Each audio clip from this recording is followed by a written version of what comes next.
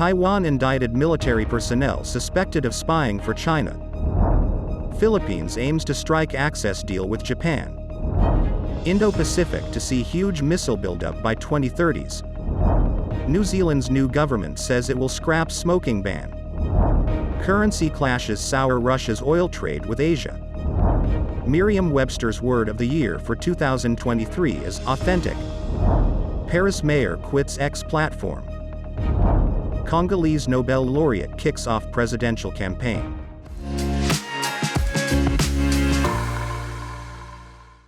Hello, I'm Wade Lee. Thank you for joining us on Funday News. It is Wednesday, November 29th, and here are your top stories. Bloomberg reported that Taiwan indicted 10 people, including active duty and retired military personnel, on suspicion of spying for China. Experts have said that this is the latest case demonstrating Beijing's alleged efforts to infiltrate the island's military. According to a statement from Taiwan High Prosecutor Office on Monday, 3 of those indicted were said to have built a spy ring for China that recruits military personnel to collect state secrets. Among them, 2 active duty soldiers were paid to film a video saying they would surrender to People's Liberation Army. 10 people have been indicted on charges of spying for China. Among those charged is a well-known... According to Bloomberg, the statement said, active duty soldiers expressed their allegiance to the Chinese Communist Party, which is extremely vicious, adding prosecutors asked the court to impose harsh sentences.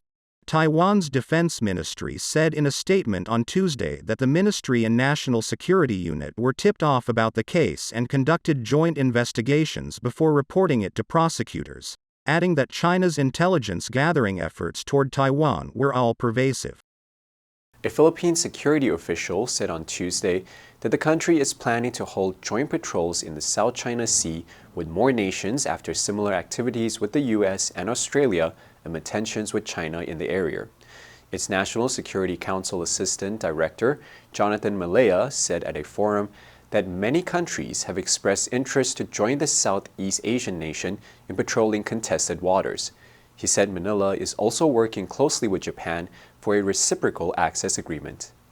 The Philippines and the U.S. resumed joint patrols in the South China Sea last week from Tuesday to Thursday, years after they were halted, amid heightened tensions with Beijing over the disputed waters.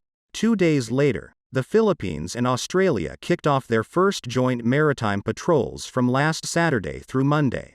The Philippines and the U.S. joint patrols that began near the Philippines' northernmost Batanes province that is close to Taiwan and ended in the South China Sea. A Carnegie Endowment for International Peace Senior Fellow, Ankit Panda, said Monday that by 2030s, the Indo-Pacific region will be filled with thousands of new missiles as the U.S., China, North Korea, South Korea, Japan, Australia, and Taiwan race to expand their arsenals. Panda told Nikkei Express the danger is the intersecting between advanced conventional missile systems and the risk of nuclear war. The greatest fear is that countries such as China and North Korea may be more likely to resort to nuclear use. And U.S. allies South Korea, Japan, and Australia have grown their inventories of short to intermediate range missiles, partly in reaction to U.S.-China competition.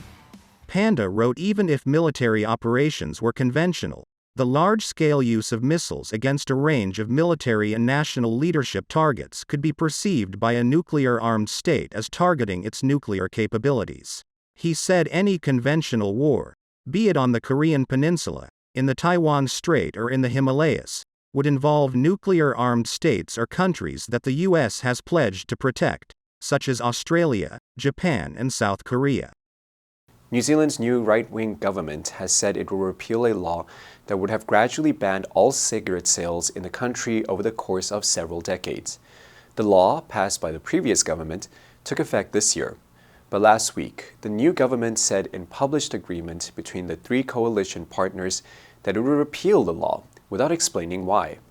The incoming Finance Minister, Nicola Willis, later told Radio New Zealand that could have led to a massive black market. Willis said, "So absolutely, we still want to see lower numbers of people smoking, but we do not think that the outgoing government's policy is the best way to achieve that. Ms. Willis told the current affairs show NewsHub Nation last week that scrapping the smoking ban would allow it to continue receiving tax revenue from tobacco products, which in turn would help pay for other tax cuts. One of the parties in the new governing coalition, New Zealand First, campaigned on repealing the law.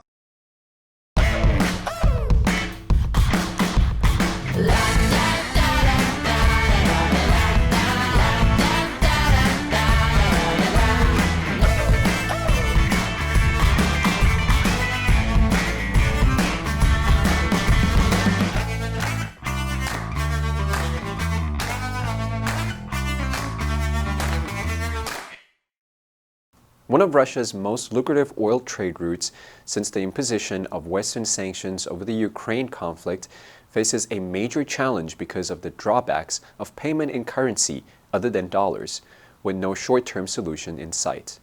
According to 3 sources familiar with the matter, the problem flared when India, which has become Russia's biggest buyer of seaborne oil since European customers retreated, insisted in July on paying in rupees, and the trading activities nearly fell apart. For decades, the US dollar has been the currency of international oil trade, and efforts to find alternatives have been thwarted by the difficulties of conversion, as well as political obstacles. The sources said the Russian oil suppliers could not do deals in Indian rupees because of informal guidance from the Russian central bank on not accepting the currency. According to 2 sources, at least 2 major Russian oil companies threatened to divert around a dozen tankers that were heading to India to other destinations. The Associated Press reported in an age of deepfakes and post-truth, as artificial intelligence rose and Elon Musk turned Twitter into X, the Merriam-Webster word of the year for 2023 is authentic. Editor-at-large Peter Sokolowski told the Associated Press in an exclusive interview, "We see in a 2023 a kind of crisis of authenticity." He said ahead of Monday's announcement of this year's word, "What we realize is that when we question authenticity, we value it even more." According to AP, Sokolovsky and his team chase the data on lookup spikes and world events that correlate. This time around, as the year of artificial intelligence emerged in a moment of ChatGPT, there was no particularly huge boost at any given time but a constancy to the increased interest in authentic. Sokolovsky said, "Can we trust whether a student wrote this paper? Can we trust whether a politician made this statement? We don't always trust what we see anymore." Paris Mayor Anne Hidalgo on Monday announced she was quitting the X social media platform, calling it a gigantic global sewer that was destroying our democracy by spreading abuse and misinformation. Hidalgo said in lengthy posts in English and French, "This platform and its owner intentionally exacerbates tension and conflicts, citing manipulation, disinformation, anti-Semitism, and attacks on scientists, climatologists, women, and liberals." The socialist politician asked, "This medium has become a gigantic global sewer, and we should continue to wade into it?" She said, "I refuse to endorse this evil scheme." Hidalgo's campaign to transform Paris into a cycling capital has earned her both scorn and praise on social media over the years, with some users criticizing the seemingly endless work and visually unappealing worksites under the Saccage Paris, Wreck Paris, hashtag. Her failed bid for the French presidency garnered 1.7% of the vote in 2022. Congolese Nobel Peace Prize laureate Dr. Denis Mukwege kicked off his campaign for president in next month's election last Saturday, promising to tackle corruption and the violent conflict ravaging communities in the country's east. Mukwege is seeking to run in the December 20 election against Congolese President Félix Tshisekedi, who is seeking re-election, and several other popular opposition figures, including Martin Fayulu, a former oil executive who lost to Tshisekedi 5 years ago. Mukwege was named the joint winner of the Nobel Peace Prize in 2018 for his work in supporting victims of sexual violence in the fighting in Congo through the Panzi Hospital he founded. He is known for his years-long activism in the country, surviving an assassination attempt in 2012 and facing death threats. Mukwege told at least 2,000 people gathered in Bukavu, his hometown, "If you vote well, your lives will improve, and if you vote badly, you will still remain slaves." The answer for yesterday was B, settlement. They hope to be able to patch together a temporary settlement. Did you answer correctly? Now let's delve into the news of Merriam-Webster's Word of the Year. Number 1, authentic, 真正的, 真品的, 真机的.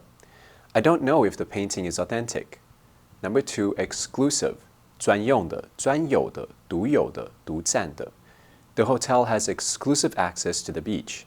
Number 3, correlate, 相互关联影响, 相互依赖. A high-fat diet correlates with a greater risk of heart disease. Next, we have a multiple-choice question for everyone to practice. Which answer would you choose? You can write your answer in the comments section, and the correct answer will be announced tomorrow. And that's all for today's Funday News. Be sure to tune into Funday News from Monday to Friday, and click the link below to join Funday for free. I'm Wade Lee, your host. I'll see you next time.